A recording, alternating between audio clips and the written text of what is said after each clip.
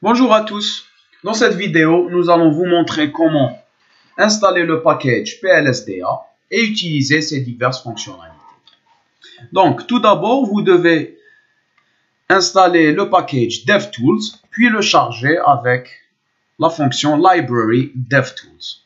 Une fois que c'est fait, vous allez vous positionner dans le dossier où se trouve votre package PLSDA grâce à la fonction setwd ou bien en anglais setWorking Directory. Puis vous allez lancer l'installation de notre package PLSDA grâce à la fonction install PLSDA. Puis il vous suffit donc, tout comme DevTools, de le charger dans votre session R grâce à Library PLSDA. Et voilà, c'est fait. Donc, dans cette démo-là, nous allons travailler avec deux bases de données, ou bien deux jeux de données. Le premier, c'est le fameux Eris. Et le deuxième jeu de données, c'est le jeu de données Breast Cancer qui a été chargé avec le package PLSDA. Donc, nous allons tout d'abord scinder notre base Eris en deux. Une base pour faire de l'apprentissage et une base pour faire de la prédiction. Donc, la première fonction que nous allons voir, c'est la fonction fit.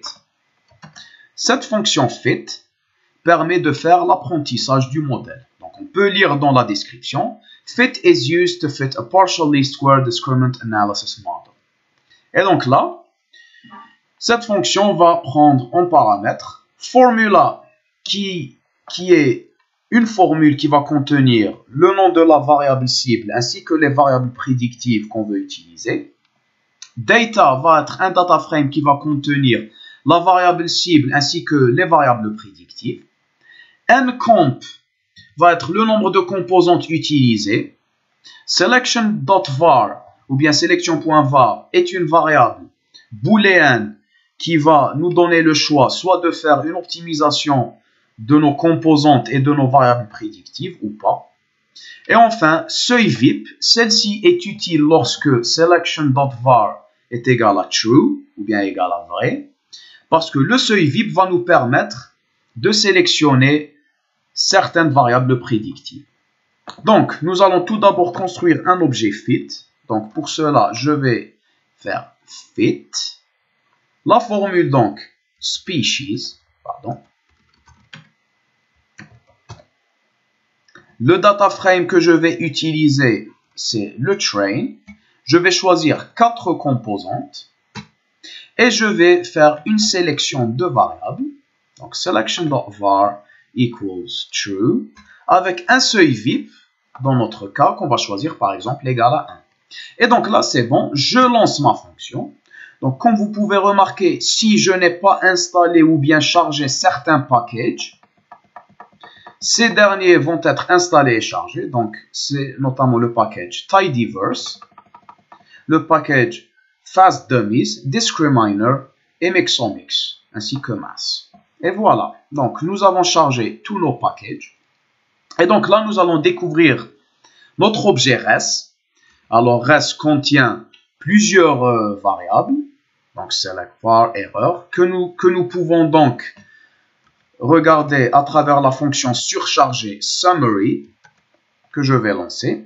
Et donc là, j'ai les variables prédictives utilisées, petal length et petal width, le nombre de composantes égale à 2, les différentes modalités de notre variable cible, la fonction de classification, les probabilités a priori, et les variances expliquées cumulées pour les variables prédictives ainsi que pour la variable cible. Alors, on peut remarquer qu'on a tout d'abord pris toutes les variables prédictives, mais on s'est retrouvé avec 2. Et cela, la raison se trouve dans le VIP.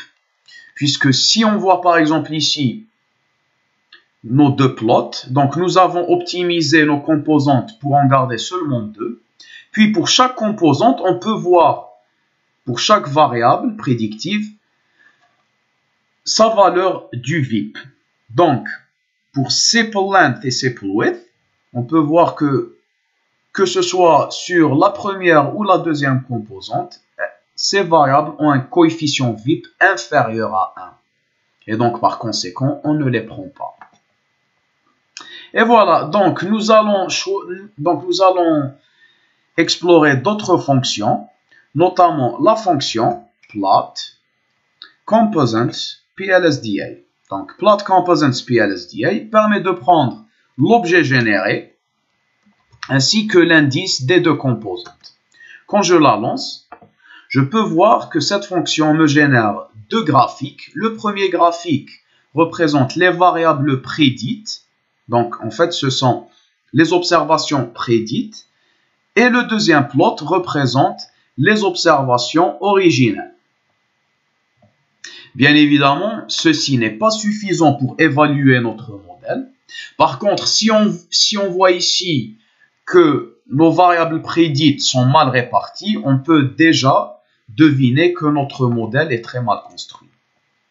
Par la suite, la deuxième fonction que nous allons présenter, c'est plot correlations. Alors, plot correlations permet, tout comme la première fonction, de prendre l'objet généré ainsi que les deux composantes. Et cette fonction-là nous génère un graphique. Donc, en X et en Y, j'ai les deux composantes choisies. Et à l'intérieur du graphique, donc, j'ai les modalités de la variable cible ainsi que les variables prédictives. Donc, on peut voir par exemple qu'ici, Virginica est corrélée avec petal width et petal length. Le troisième plot que nous allons voir, c'est le plot des performances. Alors, contrairement aux deux fonctions que nous avons présentées, cette fonction permet de prendre seulement l'objet généré. Et elle va nous générer les deux graphiques suivants.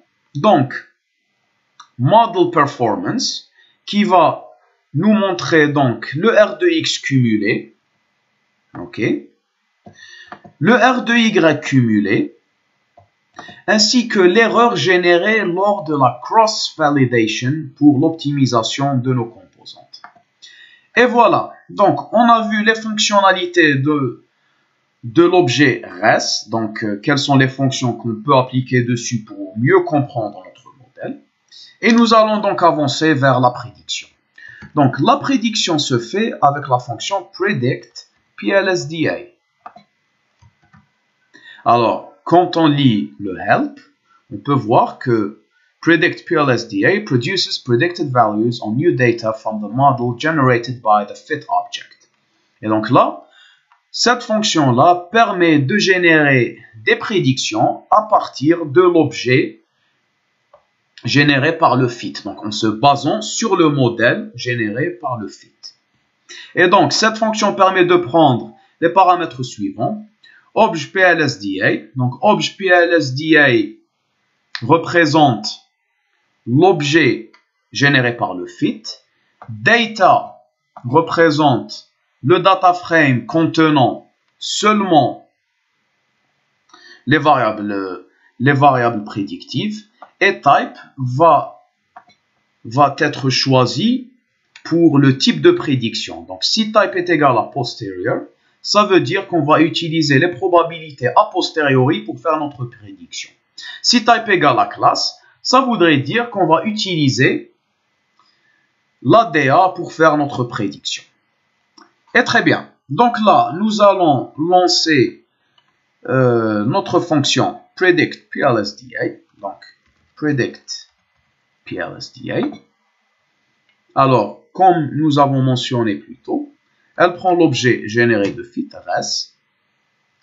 Elle prend le data frame, donc dans notre cas, c'est le test, bien évidemment, sans la variable cible. Et on va utiliser dans notre cas une prédiction grâce à posterior. Et donc là, posterior n'est pas sensible à la casse, donc on peut écrire soit posterior en minuscule ou bien en majuscule ou bien les deux, cela ne changera rien. Et notre prédiction est faite. Maintenant, on peut découvrir les différentes fonctionnalités de predict. Mais tout d'abord, nous allons afficher notre objet grâce à la fonction surchargée summary. Donc, contrairement à la première fonction, elle permet donc d'afficher les probabilités a posteriori, the posterior probabilities. Elle permet d'afficher les classes prédites. Aussi, les probabilité softmax, les variables, etc. Par la suite, nous allons présenter les deux fonctions que nous avons programmées. Donc, la première fonction, plot observations ou bien plot OBS, elle permet de prendre donc l'objet généré par PredictPLSDA ainsi que les deux variables que je veux choisir.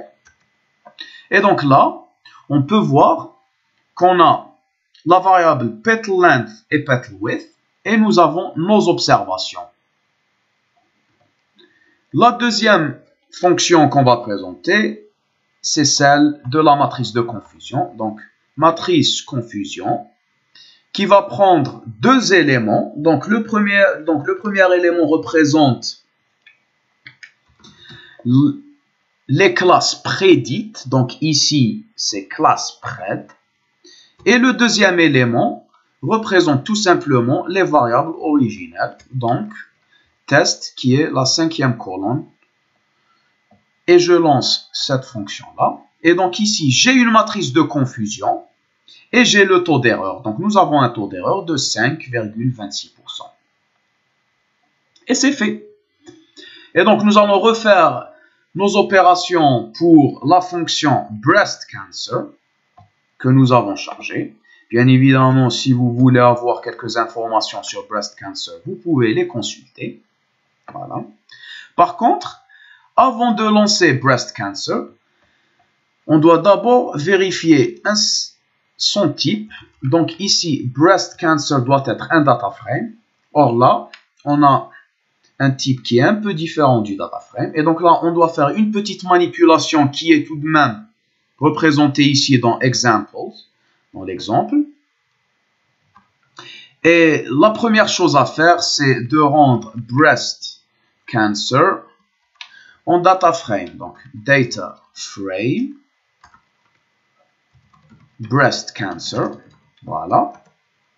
Et par la suite, il faut que la modalité, enfin, il faut que la variable cible contenant les modalités soit sous forme de factor. Donc, on sait que les facteurs, c'est un type dans R. Donc, si on lance classe, on voit qu'on a la variable cible sous forme de caractère. Et donc, pour cela, je vais la transformer en facteur. Donc, je vais tout simplement mettre breast cancer qui va recevoir factor de breast cancer, ma variable cible. Et le tour est joué. Et donc là, je peux refaire les mêmes opérations. Donc, je vais faire un fit. Dans mon équation, je vais choisir donc class en fonction de toutes mes variables. OK. Je peux donc ici diviser mon jeu de données en deux comme je l'ai fait. Donc pour cela, je vais copier et coller exactement les mêmes fonctions, sauf que là, je vais remplacer Iris par breast cancer. OK. Donc, breast cancer ici. Et enfin, pour le train et le test. Et voilà. Donc, je vais lancer mes fonctions. Et donc là, je vais choisir le train avec un nombre de composantes égal à 3. Et je ne vais pas faire cette fois-ci une sélection de variables. Donc, je lance. Et c'est fait. Donc ici, je peux voir grâce à Summary ce que mon modèle a généré. Donc j'ai Usul Size, Norm Usul, Mitoses. J'ai mes composantes qui sont égales à 3, étant donné que je n'ai pas fait une optimisation. Donc les modalités négatives, positives, et la variable de classification, les probabilités a priori. Donc ici, par exemple, on peut remarquer ici que pour la variable prédictive, on a donc la variance cumulée égale à 1. Donc je peux par exemple refaire cette opération avec une sélection .var égale à true, ok, et je lance. Donc mon modèle tourne parce qu'il va non seulement modéliser le numéro du composant, mais aussi les variables. Et donc ici, on peut remarquer, si on lance un summary, que nous avons choisi seulement deux variables prédictives, qui sont useCell et normUseCell. Et voilà. Par la suite, donc, je peux refaire exactement les mêmes opérations, ou bien les mêmes fonctions. Donc, par exemple, je veux voir la performance, donc plot performance de mon modèle. Et ici, on peut remarquer que par rapport au data frame des iris, la fonction ou bien la variable cible est très bien expliquée. Donc, je vais lancer aussi une prédiction grâce à Predict PLSDA. Donc, Predict PLSDA va contenir l'objet res.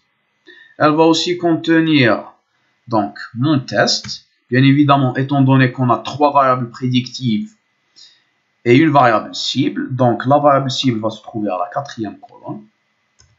Et nous allons par exemple faire une prédiction avec class. On lance notre prédiction et nous allons visualiser tout d'abord le résultat avec summary. Donc summary pred. Et donc comme vous pouvez remarquer avec summary pred, quand on fait une prédiction de type classe, on n'a pas de variable, on n'a pas une variable qui va nous mentionner les probabilités a posteriori. Par contre, les softmax existent toujours. Donc, voilà. Et donc, on peut lancer notre matrice de confusion. Donc, nous avons pred, class pred.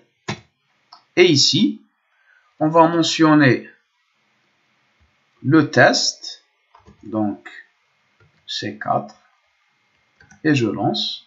Donc ici, nous avons un taux d'erreur de 6,86% à peu près. J'espère que vous avez compris comment installer et utiliser les différentes fonctions de notre package PLSDA. Je vous remercie.